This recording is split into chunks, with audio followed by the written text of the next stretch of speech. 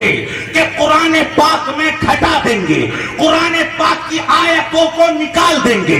ابھی کچھ زمانے پہلے ایک بندہ اٹھا تھا منحوس، جس نے کہا تھا، جس کا نام وسیم رضوی تھا، ہم قرآن سے 36 آیتوں کو نکال دیں گے۔ لیکن تاریخ رہی ہے، جب جب کسی نے انگلی اٹھائی، جب جب قرآن کی طرف کسی نے آنکھ اٹھائی، اللہ نے اسے بدل کے رکھ دیا۔ لیکن قرآن آج تک ویسا کا ویسا ہے۔ اللہ کی وہ عظیم و شان کتاب ہے، قرآن پاک کو جہاں پڑھنا عبادت ہے، وہیں قرآن پاک کو سننا بھی باعث برکت ہے، وہیں قرآن پاک کو دیکھنا بھی عبادت ہے، وہیں قرآن پاک کو باوضو چھونا بھی عبادت ہے۔ اور اگر کوئی محبت سے قرآن پاک کو اگر دیکھتا رہے تو قرآن پاک کو دیکھنا بھی عبادت ہے۔ اور قرآن کا جو احترام کرے، قرآن پاک کو بلند مقام پہ رکھے، قرآن پاک کو بلند مقام پہ رکھنا یہ بھی باعث ثواب ہے، باعث برکت ہے۔ میرے عزیز، یہ اللہ کی کتاب جو قرآن پاک ہے، آخر اس کی عظمت کیا ہے؟ یہ سیٹی کیوں لگ رہی ہے بھائی صاحب؟ اس کی کم کرو، سیٹی نہ ہے بالکل بھی، بات سمجھ میں آنی چاہیے۔ جلسہ سجانے کا فائدہ ہی تب ہے، بس یہیں رہنے دے، روک دیں اس کو، ذرا سنیے گا۔ قرآن پاک جو ہے، اللہ نے کلام مقدس میں ارشاد فرمایا کہ قرآن پاک میں شک کی کوئی گنجائش نہیں ہے۔ قرآن پاک سے پہلے بھی کتابیں دنیا میں نازل ہوئی ہیں، بڑی کتابیں 3 کتابیں دنیا میں آئی۔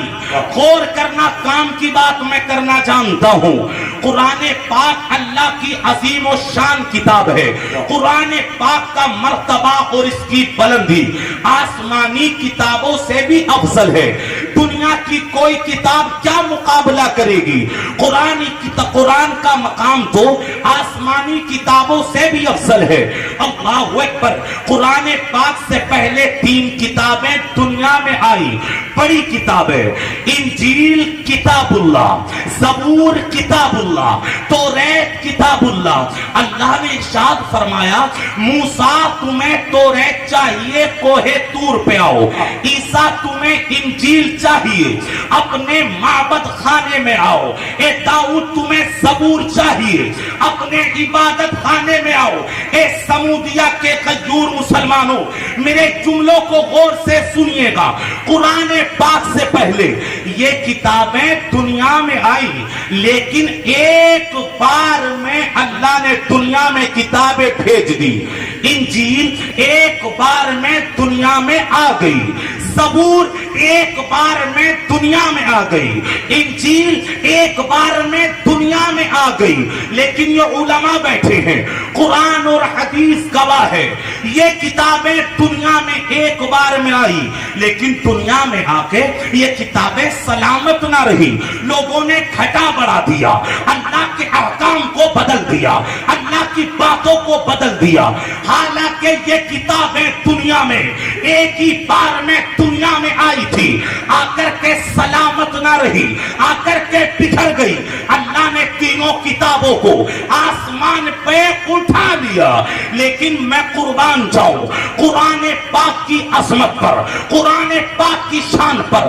قرآن پاک دنیا میں ایک بار میں نہیں آیا، بلکہ ضرورت کے مطابق دنیا میں نازل ہوتا رہا۔ کبھی کوئی سورت، کبھی کوئی آیت، کبھی مکے میں قرآن آتا ہے، کبھی مدینے میں قرآن آتا ہے، کبھی جبریل مکے کی وادیوں میں ہے، کبھی مدینے کی وادیوں میں ہے۔